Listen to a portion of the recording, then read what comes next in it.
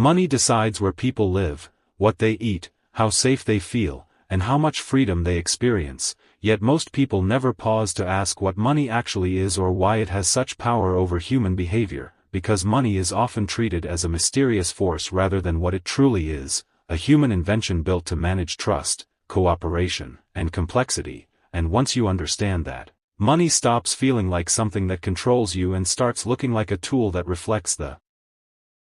systems and values behind it.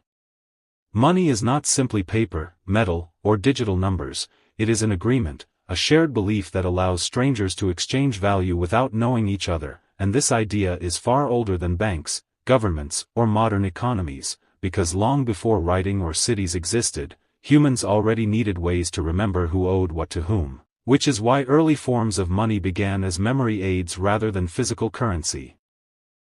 One of the earliest traces of this need was discovered near the Congo River, where archaeologists found a carved baboon bone dating back nearly 18,000 years, marked with deliberate notches that many researchers believe were used to record exchanges or obligations, suggesting that even prehistoric humans were tracking value and debt long before coins or laws existed.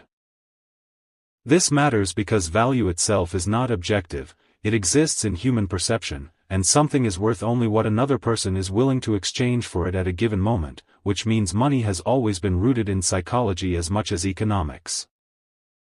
For most of early human history this system worked because people lived in small groups where trust was personal and reputations were remembered, but everything changed when humans discovered agriculture and began settling in larger communities, because once societies grew beyond a few dozen people, personal memory was no longer enough to maintain trust.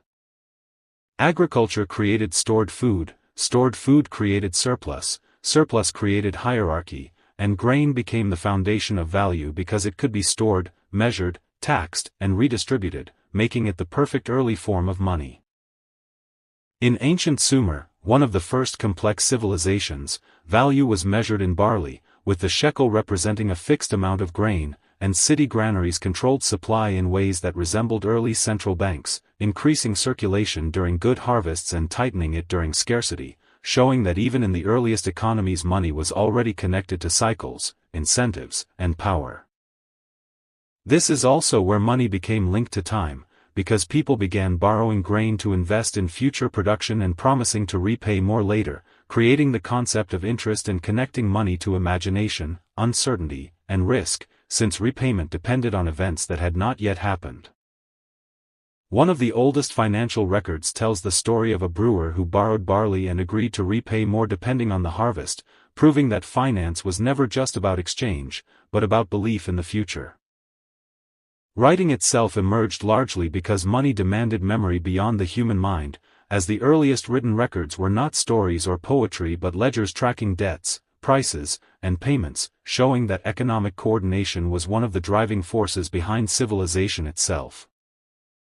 As money evolved, it reshaped power structures, especially in places where traditional authority was weak, such as medieval Florence, a city without kings, large armies, or natural resources that nevertheless became one of the most influential economic centers in Europe by organizing itself around commerce instead of conquest. Florence rewarded skill rather than birth, allowing merchants and craftsmen to rise through guilds that shared standards, knowledge, and resources, creating an environment where cooperation fueled innovation rather than suppressing it. One of Florence's most important contributions was the introduction of the gold florin, a carefully regulated coin with consistent purity that became trusted across borders, turning trust itself into an economic advantage, because trust creates liquidity, liquidity reduces friction, and liquidity generates power by attracting trade and investment. Florence also pioneered modern banking practices, including fractional reserve banking, when banks realized that most deposited money was never withdrawn at the same time and could therefore lend a portion of it, effectively creating new money through credit, a shift that funded art, science, exploration, and innovation and helped ignite the Renaissance, proving that money, when managed with trust and coordination, can expand human potential rather than limit it. Centuries later, similar principles shaped the rise of modern nations, particularly after the American Revolution, when the newly independent United States faced massive debt, a weak currency, and a fragile sense of trust, and it was Alexander Hamilton who understood that political independence meant nothing without financial credibility. Hamilton anchored the U.S. dollar to a trusted currency, consolidated state debts under federal authority, and insisted that obligations be honored even when default seemed tempting, because he knew that trust, once broken, is nearly impossible to rebuild. These decisions were controversial, but they worked, restoring confidence, attracting investment, and allowing the young nation to focus on growth rather than survival, demonstrating again that money is not just about wealth, but about coordination and confidence. However, money systems break down when taken to extremes, as seen under the gold standard, which was designed to prevent reckless printing but tied money to a limited physical resource, causing deflation as populations and economies grew faster than gold's supply, making debts heavier and wages stagnant, particularly harming farmers and workers and creating social unrest. The opposite extreme occurred in Weimar Germany, where excessive money printing destroyed savings, wiped out trust, and destabilized society, showing that money must balance flexibility with restraint, because when money loses value faster than people can adapt, fear replaces cooperation and the social contract begins to fracture. These historical lessons remain relevant today, especially in an era of digital finance and cryptocurrencies, which emerged from distrust in traditional institutions after financial crises and promised decentralization and transparency through technology, yet often function more as speculative assets than stable money due to volatility, fixed supply constraints, and incentives that encourage hoarding rather than exchange. Stability, history shows, is not accidental, it is designed, and some of the most effective monetary innovations have come not from ideology or advanced technology but from necessity, such as mobile money systems in parts of Africa that transformed phone credit into functional currency, giving millions access to saving, transferring, and borrowing without traditional banks.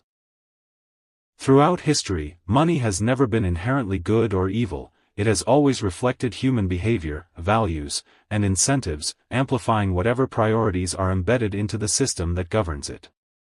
Money does not create value, people do, and the systems built around money determine whether it amplifies opportunity or inequality, freedom or control. Understanding this changes how you see your own relationship with money, because you begin to realize that money is not a force of nature but a social tool that can be shaped, questioned, and redesigned. When people treat money as an unquestionable authority, it controls them, but when they understand its origins and mechanics, they gain clarity and agency. The future of money will continue to evolve, moving through new technologies, systems, and forms, but the central question will remain unchanged, whether money will serve humanity or humanity will serve money, and that answer will not be decided by markets or code alone but by the values, behaviors, and choices people collectively choose to embed into the systems they create.